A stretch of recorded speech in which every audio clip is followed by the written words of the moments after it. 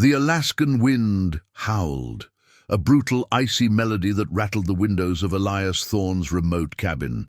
It was a sound he had grown used to over his 30 years, a constant reminder of the unforgiving land he had chosen to tame. Elias was a man carved from the same stubborn rock as the mountains around him, broad-shouldered, with hands calloused from years of farming the grudging soil. But for all his strength, he felt a deep, gnawing loneliness. The silence of his home, broken only by the crackle of the fire and the wind's cry, was a heavy cloak he couldn't shed. His isolation was practical as well as emotional. The life of a homesteader required a partner. He needed someone to manage the cabin, to cook, to wash, to make the house a home. The nearest town was a day's ride away, a place of hard work and harder luck. It was there, at the general store, that he had seen the notice tacked to the wall. Seeking a reliable housekeeper. Inquire within. The ad was his, but the woman who answered it was not what he expected. Her name was Elara, and she was a widow, a fact her tired eyes and the slight swelling curve of her belly made painfully clear. She was younger than he expected, perhaps in her early 20s, with a fragile grace that seemed out of place in the rugged north. Her husband had been a gold prospector, a dreamer who died in a mining accident, leaving her with nothing but a child on the way and a profound sense of loss. Elara had no family, nowhere to go, and nowhere to turn. Elias had been taken aback. He had expected an older, tougher woman, someone accustomed to the harshness of the frontier. A pregnant widow was not the solution he had envisioned. But a flicker of something in her eyes, not pity, but a quiet, desperate resolve, made him hesitate. He saw a kindred spirit in her solitude. "I'll pay you to wash my clothes," he said, his voice gruff, the words catching in his throat. "And to cook, a place to stay. You can help out as much as you're able." Elara accepted, her gratitude a silent, humble nod. He saw the relief wash over her face, a momentary softening of the lines of worry etched around her mouth. She arrived a week later with a single small trunk of belongings and a quiet presence that seemed to fill the cabin with a new, subtle warmth. She didn't talk much, but her hands were rarely still. She washed his worn clothes until they were fresh, the scent of lye and cleanliness replacing the stale odor of dust and wood smoke. She cooked simple but nourishing meals. The cabin, once a place of stark utility, began to feel like a home. The initial awkwardness between them was palpable. Elias was a man of few words, and Elara was reserved, a ghost moving through his life. Their interactions were brief, transactional. He would leave her food and a list of chores. She would complete them without complaint. But as the weeks turned into a month, a subtle shift occurred. He found himself lingering in the doorway, watching her work. She would catch his eye and offer a small, hesitant smile. He would find a book he had been searching for, placed neatly on his table. She would notice his favorite stew and make it more often. One evening, a fierce blizzard raged outside, trapping them indoors. The wind howled and shrieked, threatening to tear the cabin from its foundation. Elias was mending a trap, his brow furrowed in concentration. Elara sat by the fire, knitting a tiny blanket for her unborn child. The silence, for the first time, was not empty. It was filled with the shared warmth of the hearth and the quiet understanding between two people who had found solace in each other's presence. "What was his name?" Elias asked, his voice low. Elara looked up, startled by the unexpected question. "John," she replied softly. "He was a good man. He had big dreams." A tear slipped down her cheek and she quickly wiped it away. Elias said nothing for a long moment. He didn't offer empty platitudes. Instead, he simply got up, poured her a cup of hot tea, and placed it in her hands. The small gesture was more comforting than any words could have been. In that moment, surrounded by the storm's fury, They were no longer strangers. They were two broken souls, finding a quiet shelter in each other's quiet strength. As winter deepened, the world outside the cabin became a canvas of white and grey, but inside, a new warmth bloomed.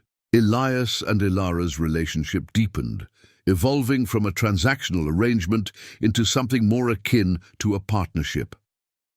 Ilara, no longer a timid ghost, began to assert herself. She organized Elias's chaotic shelves, started a small indoor herb garden by the window, and even managed to coax a few cheerful notes from an old harmonica he had long forgotten. Elias, in turn, found himself opening up.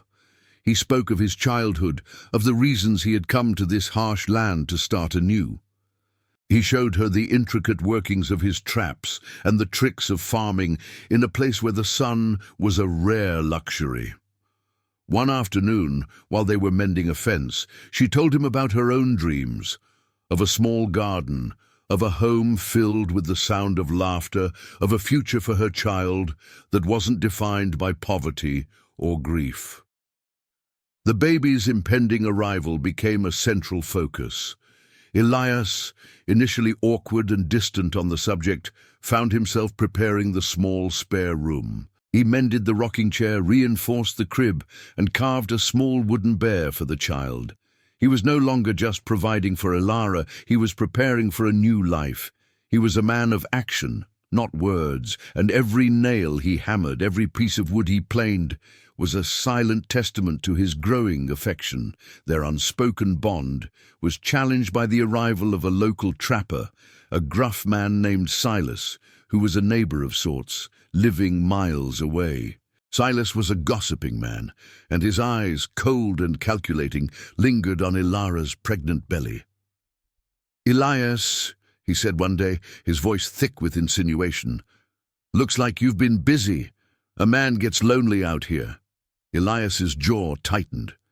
"She's a widow," he said, his voice a low growl. "She needed a place to stay." Silas just snorted, a cruel smile on his face. "A woman with a child coming and she takes up with a bachelor? Folks in town will have their own ideas."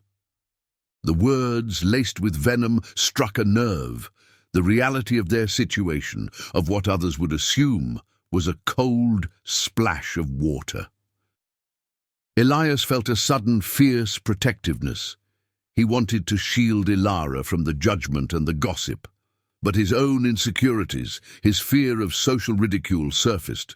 The frontier was a place of survival, and every decision was judged, every action scrutinized. Later that evening, Ilara found him by the fire, his shoulders hunched, his gaze lost in the flames. She sat beside him, her hand gently resting on his arm. "What's wrong, Elias?" she asked, her voice soft. He hesitated, then told her about Silas's words. "I don't want to bring this on you," he said, his voice filled with frustration. "People will talk." Ilara's eyes were steady and clear. "Let them talk," she said. "We know the truth. You gave me a home when I had nothing. You've been kind. What they think doesn't change that." Her simple faith, her quiet strength was a humbling revelation. It was a strength born not of brute force, but of resilience and grace.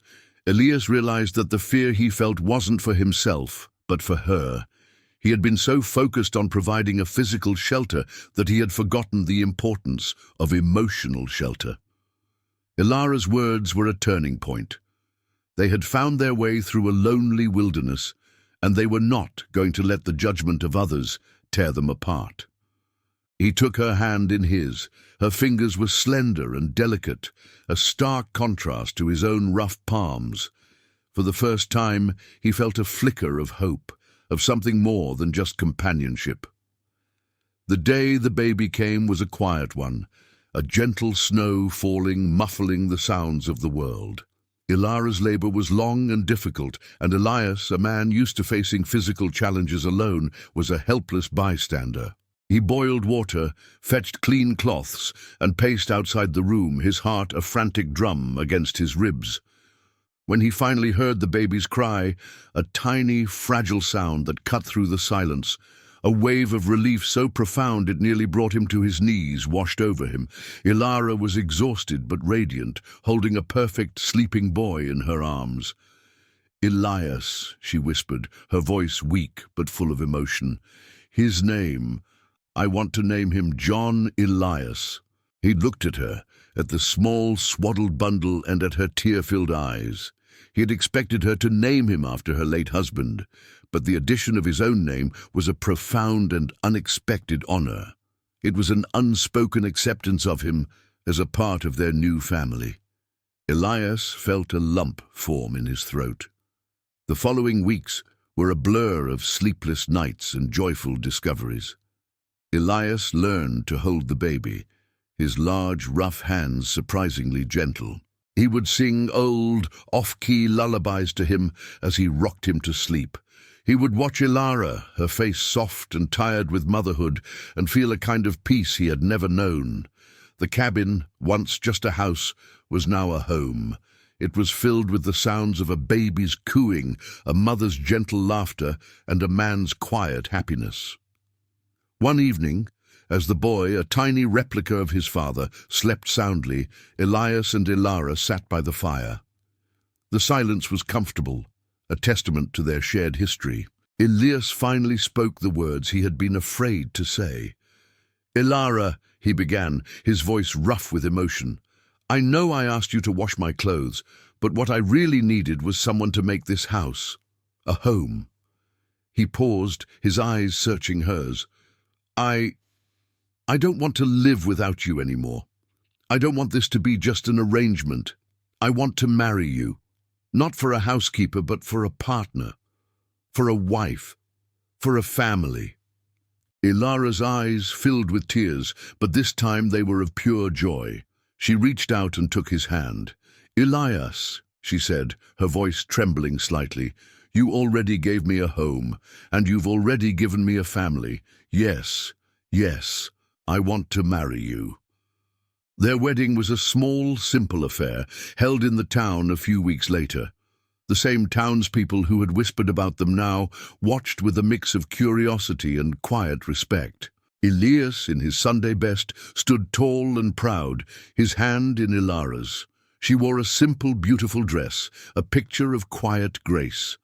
Their vows were simple, but they carried the weight of a shared journey, of conflicts overcome, and of a deep, abiding love that had blossomed in the most unexpected place. The journey back to the cabin was different this time. The bitter wind still howled, but inside the small, horse-drawn carriage, they were a family. They were no longer two lonely souls, but a single unit, a testament to the fact that even in the most unforgiving places, love can take root and flourish. Elias had paid for a housekeeper, but he had received so much more, a wife, a son, and a home filled with a warmth that no Alaskan winter could ever extinguish. The house he had built was a structure of wood and stone, but the home they had built was a masterpiece of the heart. And as the final credits roll, remember to subscribe to our channel for more stories of human connection and resilience. There's always a new story to be told, and we want to share it with you.